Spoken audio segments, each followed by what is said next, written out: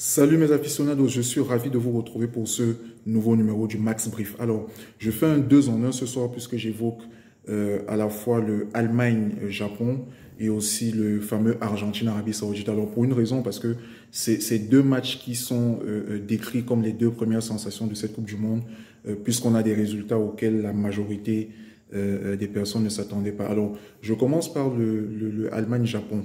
Je pense que c'est finalement pas une énorme surprise. Ça reste une surprise, mais pas aussi grande que ça, à mon avis, pour deux raisons. C'est que l'Allemagne sort de deux échecs sur les dernières grosses compétitions qu'elle a jouées. Elle est sortie au premier tour de la Coupe du Monde 2018. Elle a perdu d'ailleurs son premier match contre le Mexique. Et à l'Euro 2021 aussi, elle passe le premier tour de justesse. Et finalement, elle sort en huitième de finale. Et la deuxième raison concernant l'Allemagne, c'est que pour moi, elle a perdu de sa superbe par rapport à ce jeu direct avec lequel elle marquait énormément de buts. Et aujourd'hui, en fait, on voit une Allemagne qui joue dans du jeu très court parce que elle a aujourd'hui des joueurs qui vont multiplier les passes, les dribbles. À l'exemple de Serge Gnabry, du jeune aussi du Bayern de Munich. Alors, le roi Sané n'a pas joué sur ce match, mais c'est un match où on multiplie les passes et où on n'a pas forcément d'efficacité. Et de l'autre côté, le Japon devient une sacrée équipe expérimentée en Coupe du Monde.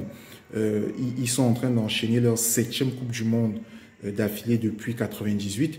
Et donc, c'est une équipe qui commence à avoir beaucoup de maturité et qui, sur ce coup, pour la première fois de son histoire en Coupe du Monde, a battu une grosse équipe. Ils ont eu 5 victoires dans le passé, mais là, ils ont vraiment pu battre une très grosse équipe. Donc, c'est une surprise, mais pour moi, finalement, au vu des derniers résultats de l'Allemagne et de ce changement de style qui est bien moins efficace, et comme je dis, de l'expérience du Japon, pour moi, ce n'est pas tant une surprise que ça. Il y a une statistique qui est fascinante que je regardais. L'Allemagne a fait 771 passes contre 270 passes pour le Japon. Donc ça prouve bien que c'est un jeu voilà, où on tourne en rond finalement et on ne crée pas ces occasions bien plus nettes comme on a vu l'Allemagne en 2014 quand elle est champion du monde les années d'avant. Et donc finalement, les actions offensives que l'Allemagne arrive à emmener dans les derniers mètres se retrouvent dans des conditions où la surface est surchargée et donc ça ne donne plus la même efficacité. Donc je pense que ça risque d'être encore une poule difficile, un premier tour difficile pour l'Allemagne. En plus là, ils ont perdu ce premier match, donc il va vraiment falloir qu'ils fassent très attention pour ne pas se retrouver à avoir une deuxième élimination consécutive en Coupe du Monde. Sur le match Argentine-Arabie Saoudite, écoutez, je pense que les mots de Hervé Renard ont très bien résumé, à mon avis, ce qui s'est passé.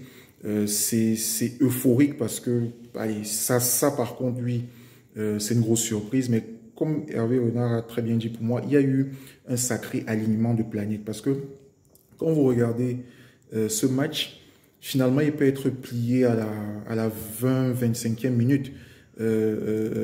L'Argentine a eu 3 buts annulés, alors à juste titre pour 2 d'entre eux, a priori à tort pour un des 3 buts. Mais finalement, l'Argentine a pris ce match plus ou moins comme on s'y attendait, une sacrée facilité offensive, et donc ils ont enchaîné ces actions et notamment ces buts. Bon, il y a des hors-jeux.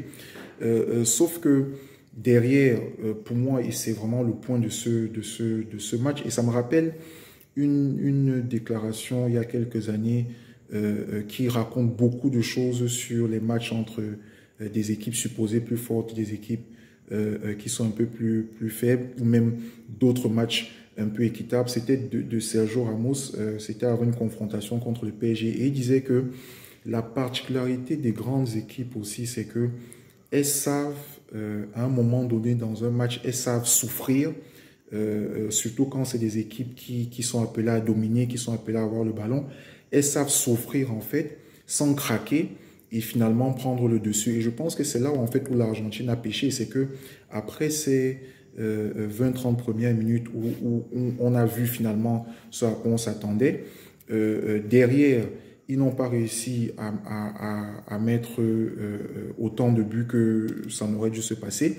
Sauf que ils ne se sont pas comportés ensuite comme une équipe qui sait justement subir lorsque l'Arabie Saoudite a eu ces quelques moments forts sans finalement craquer. Parce que l'Arabie Saoudite égalise, c'est une chose, mais qu'en en moins de, allez, quoi, de 10 minutes, elle arrive à mettre 2 buts comme ça. Ça veut dire que pour moi, l'Argentine n'a pas justement eu ce mental et cette attitude de se dire, OK, on est peut-être plus fort que l'Arabie Saoudite, mais voilà, on est en Coupe du Monde et tout le monde joue son va-tout. Donc, on va avoir un moment où ça va moins bien se passer. On va peut-être subir défensivement. Et là, ça demande que les joueurs aient une autre attitude à ce moment-là, surtout pour des équipes comme ça qui sont un peu plus offensives, pour resserrer, pour empêcher l'adversaire pour empêcher de se prendre 2 buts en si peu de temps. Donc pour moi, c'est là que l'Argentine a pêché. Ils auraient fait le dos rond comme ça sans craquer.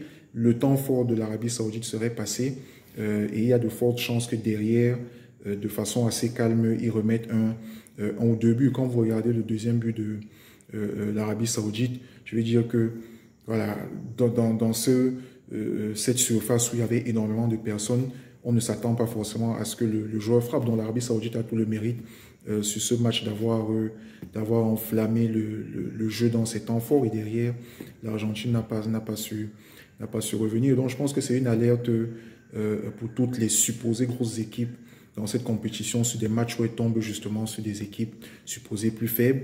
Vous n'allez pas forcément dominer de la première à la 90e, à la 90e minute. Il faut savoir qu'il peut y avoir des temps où vous allez subir et il ne faut pas avoir l'orgueil de se dire qu'à ce moment-là, on ne défend pas, on ne court pas. Et c'est ça aussi la caractéristique d'une grande équipe. Donc, ça reste 2 sensations. Une plus grande sur l'Arabie Saoudite, Argentine, moins importante à mon avis sur le Allemagne, Japon. Voilà, donc j'attends vos avis en commentaire sur ces 2 matchs et on se retrouve très rapidement pour un autre numéro du Max Brief. Ciao.